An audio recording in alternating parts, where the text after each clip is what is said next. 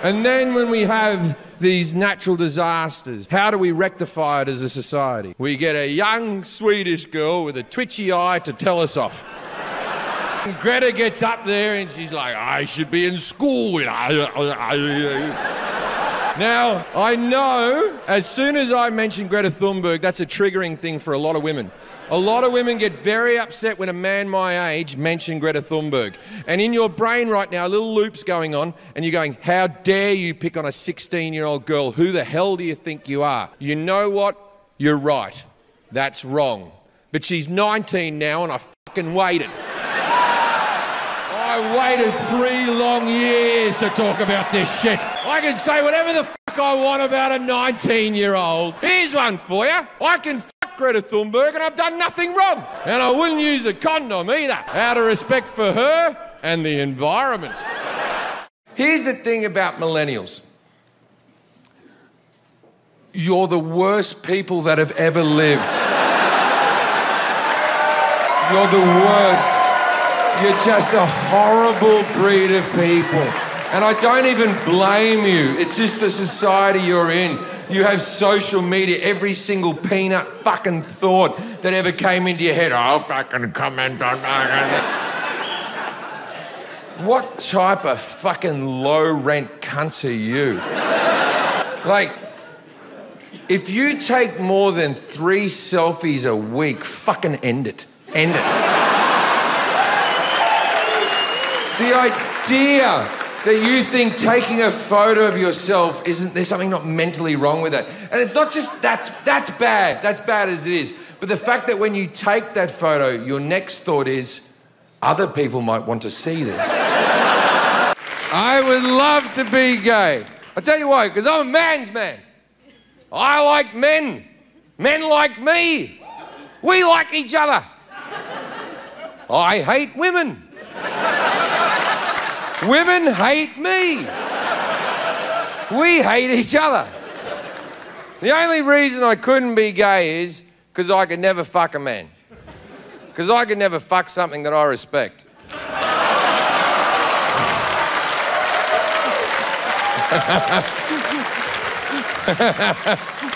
That's a good fucking joke, eh? That's a good joke. And people, you mock the bald. You mock bald men. You tease them. It's like the last physical... We can't knock the fat anymore. We can't knock this. We can't... But it's the last physical thing that people just tease people for. Hey, baldy. My friend, someone came up and polished his head at a party with a tea towel. It really hurts. Losing your hair as a man is devastating. Devastating.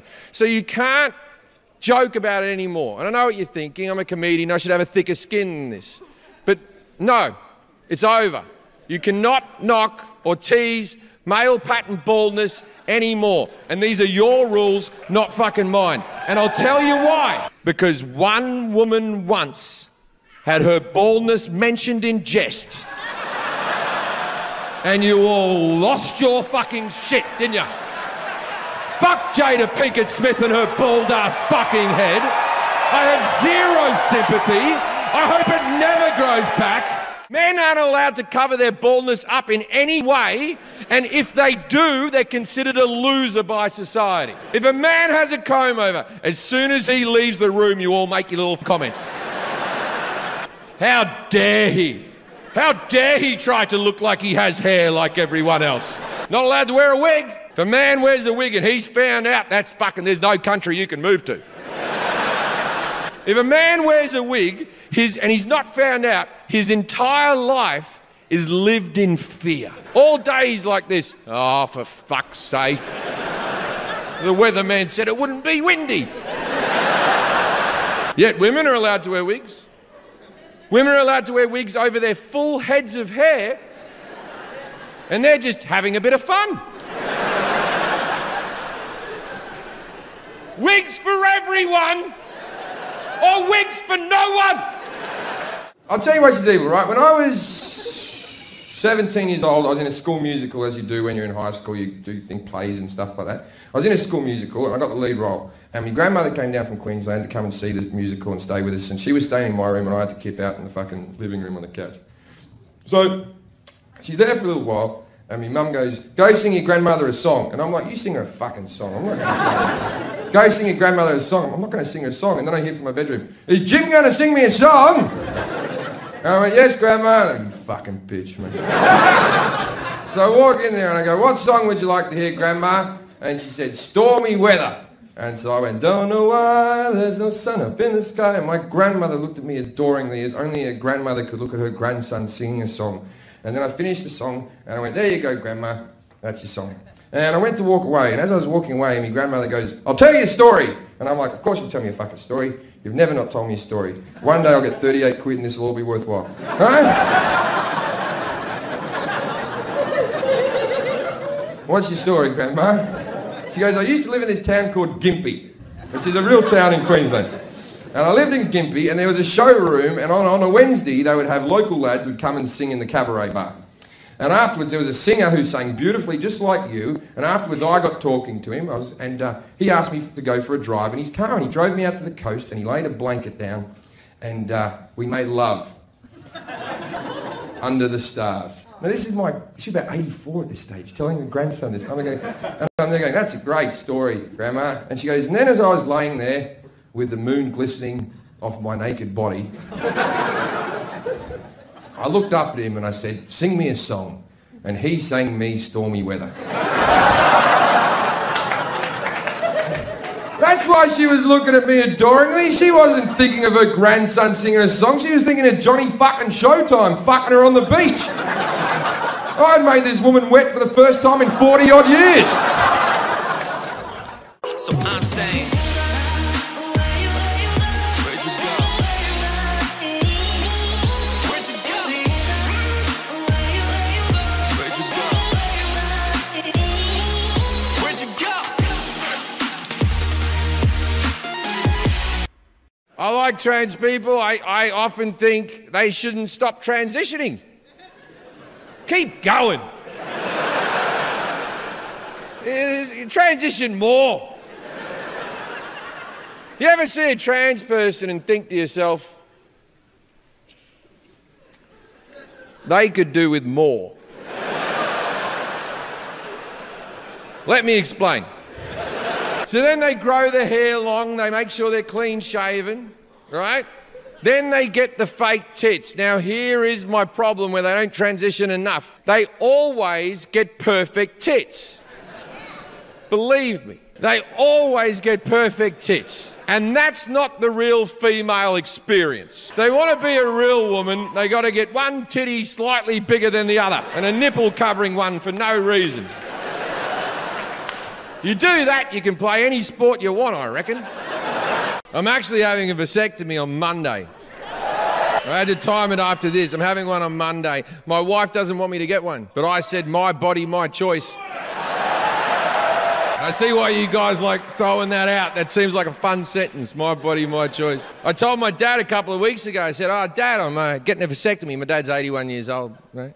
And I said, Dad, I'm getting a vasectomy. And my dad went, don't do it. And I said, why not? And he goes, because most women, not all women, but most women, they like to see the cum. And I said, Dad, when you have a vasectomy, you still ejaculate, it just doesn't work anymore. And he went, oh, get one then. That's the fastest I've ever seen anyone change their opinion on fucking anything. He's 81 years old, and all that time he thought blokes with vasectomies were shooting dust out of their dicks. I believe in the term happy wife, happy life. These are words to live by. There's never been a truer sentence in the English language than happy wife, happy life.